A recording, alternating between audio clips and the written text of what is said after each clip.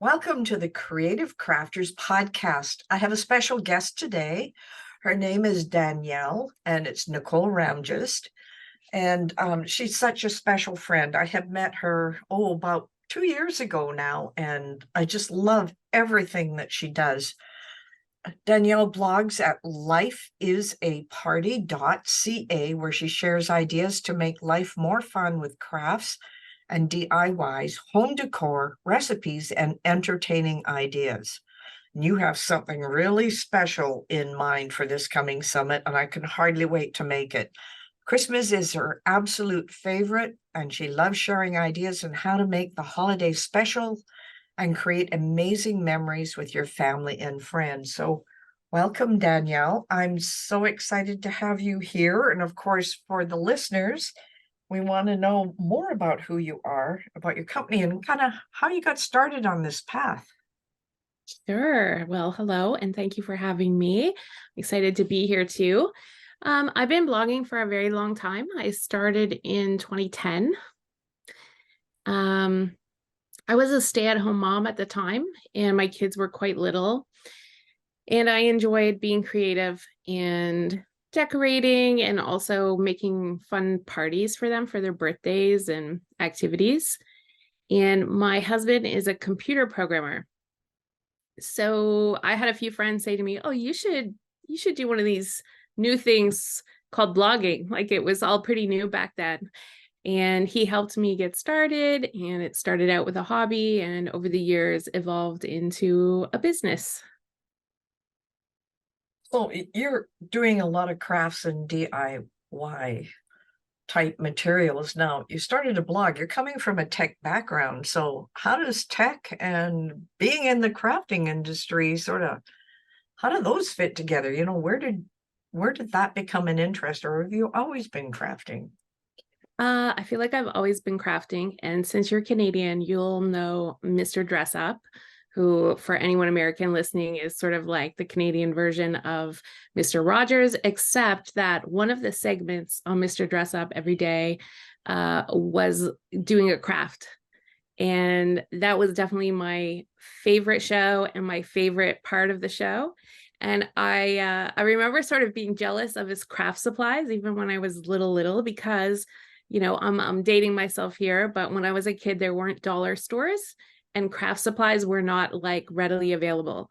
Like a new pad of construction paper, or even we used to get that like newsprint paper for kids to draw on. That was like the best thing, right? An empty pad of paper. So I've loved crafting ever since I was a kid. I actually have a teaching background, and that has sort of fit very well with blogging for me and teaching others how to do crafting. I'm not very technical, but I have learned over the years, but it's very helpful having a husband who's a programmer for sure. Yeah, exactly. That tech is real important. So the same sort of background. I have a teaching background as Right. well. Yeah. Mine happens to be in technology, which doesn't equate to craft very well either. But like you, Mr. Dress Up, and I think Mr. Rogers is probably a good American equivalent where they Yeah. used to make stuff up and do different things. And that's where a lot of the interest comes from, for yourself and for me as well, watching those various programs. So what do you find, which craft part are you most passionate about?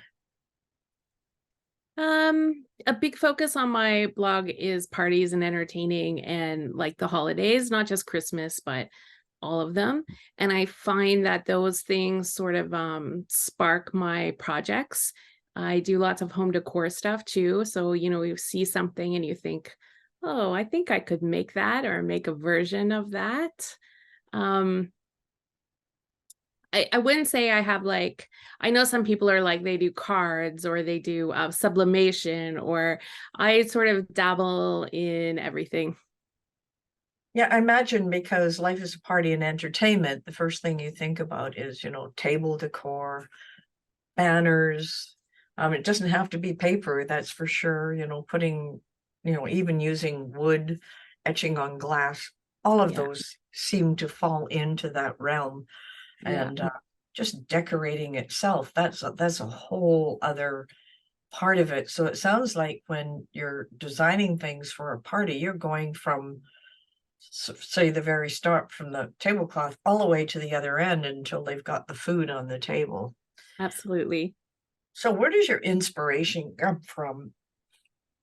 I think there really is like inspiration everywhere for someone who's creative, right? Um, I love seeing, I don't know if you're a fan of the store Anthropology, but they always have the most incredible displays.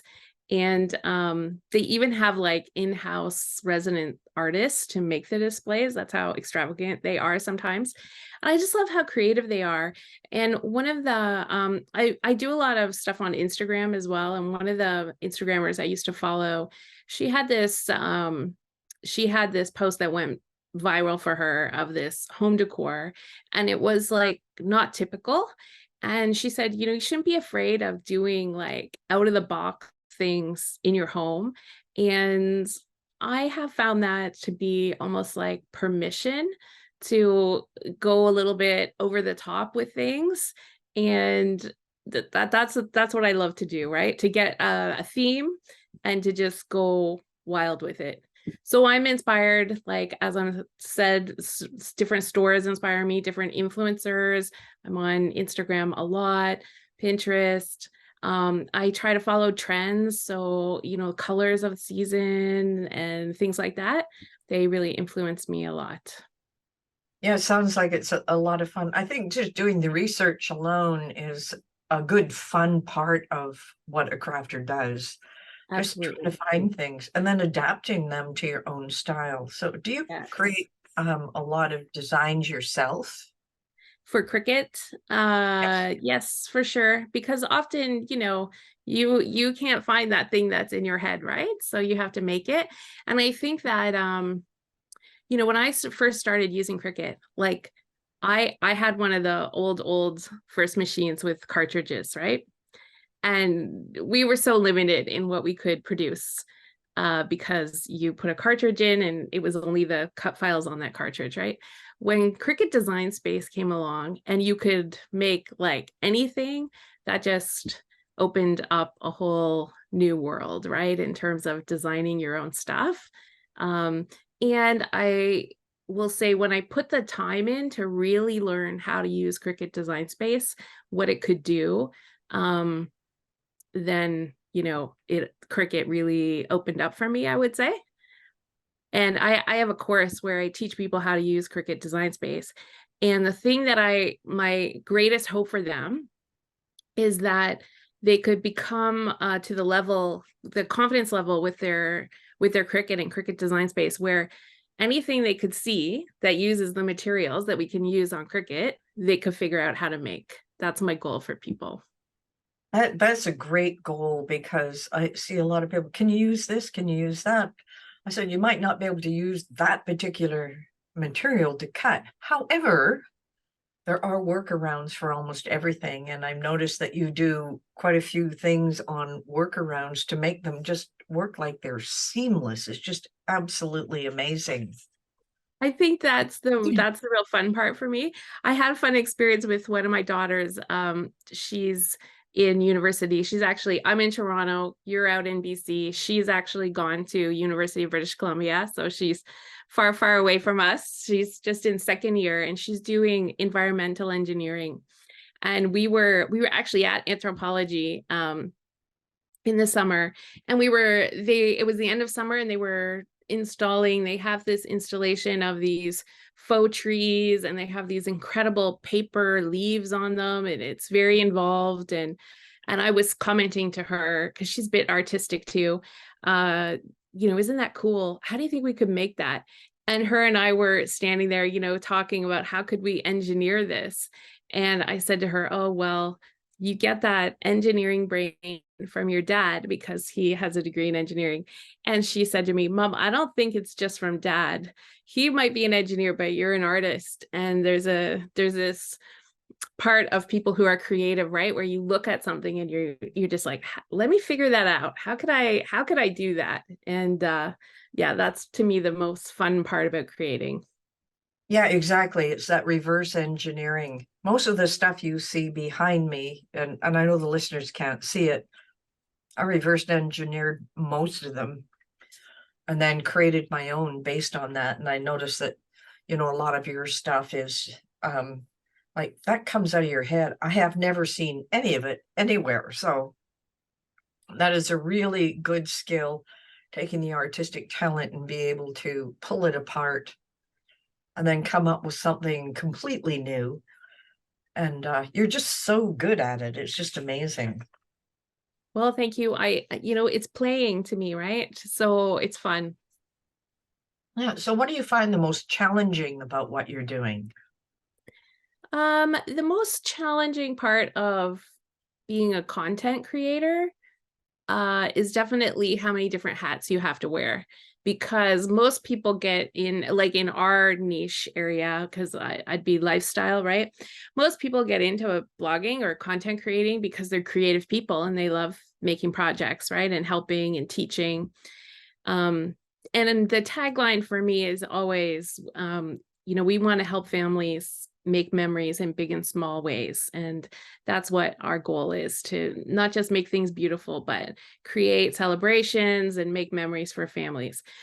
That part is all a lot of fun. But there's lots of other hats you wear, as you know, as a Oh, blogger, yes. content creator, small business owner. So you need to be, an SEO expert, which if our listeners don't know, that's search engine optimization, trying to get your blog stuff to be seen by people. You need to be a marketer. You need to be a programmer. You need to be a photography. A lot of what I do is photography. And I've, taken courses and really tried to master that skill. You need to be a writer. So that's the challenging part, is not only having to be good at a lot of different things, but also the time it takes, because the thing that we generally want to do, right, is do the crafts, do the parties, do the recipes, do the creative piece. And the other side of it, all the behind the scenes stuff, that just takes so much time. And also, I think because it's constantly evolving, right? Because we're in this space of social media and technology that's always, there's so many moving parts, and the target's always moving too, right? So there's a lot to learn. Like, just when I felt like I had really mastered my photography and I'm on top of that, then everything changed to reels and video, right? So now you got to learn that, and then you got to learn to build reels and all the things. So that's definitely my growing edge. I'm spending a lot of time over on Instagram right now, doing a lot of video stuff. And it's challenging to be learning new stuff all the time, but the flip side of that is it keeps it interesting and it never gets boring, right? Oh, yeah, especially, I mean, yeah, I just look at the design space changes we go through almost every week. Just wow, just amazing.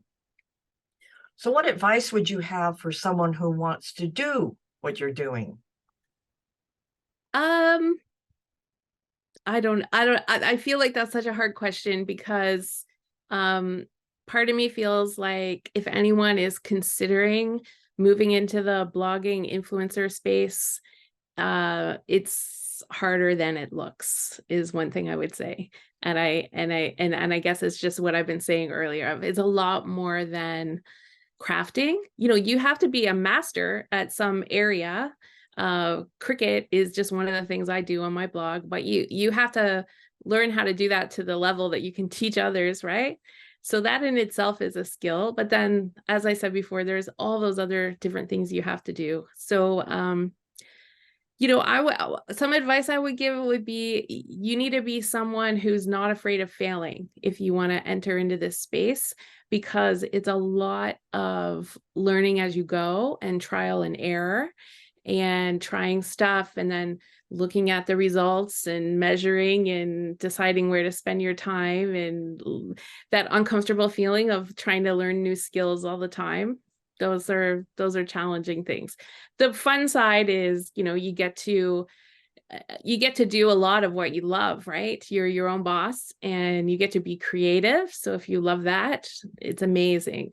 I'm in the middle of Halloween theme right now, series on Instagram. I'm doing a Harry Potter theme for Halloween.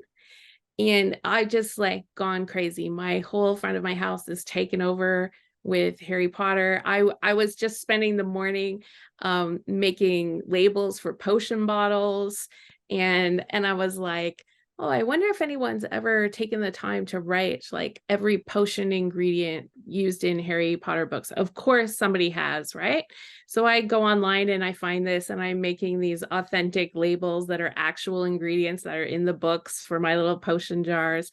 And I'm thinking to myself, this is crazy that this is my job and this is my life, that I get to do things like this. So it's hard, but it's also amazing. Yeah, it's so rewarding in the end because you do get to create things. You get to do basically what you want until you have to do sort of the business side. Yeah. And of course, anybody looking to do something in the crafting area, or if it's a blog on something else, remember math will always find its way into what you're doing. You talked about stats and reading all of those things, but it's not as hard as algebra or calculus, but it still has to be in there somewhere. So Yes. tell our listeners how they can best get a hold of you or sign on for your email list to get to know what you're doing and look at all of your projects. Yeah, so I do lots of things on my blog, and Cricut is sort of one part of that. I do have a specific Cricut newsletter, which you can sign up for on my website, which is lifeisaparty.ca. And I find I use my Cricut all the time for the other stuff I'm doing. So that's why it's such a good fit for me with the rest of the stuff I'm doing. But I also post almost every day on Instagram. So definitely come look for me there. It's Life is a Party. Um, that's where I'm hanging out the most these days for sure. I do a weekly newsletter for Life is a Party and for Cricut. So you can subscribe to those over on the blog. That's fantastic. Well, thank you for being our guest, Dannyelle. I mean, this has been absolutely amazing. So make sure you get a hold of Dannyelle or lifeisaparty.ca. That's the important part. Head there, and then all the other links will be there right for you. Get onto her newsletter. And I just want to thank you one more time. This has been the Creative Crafters podcast. Until next time, we'll be tuning in.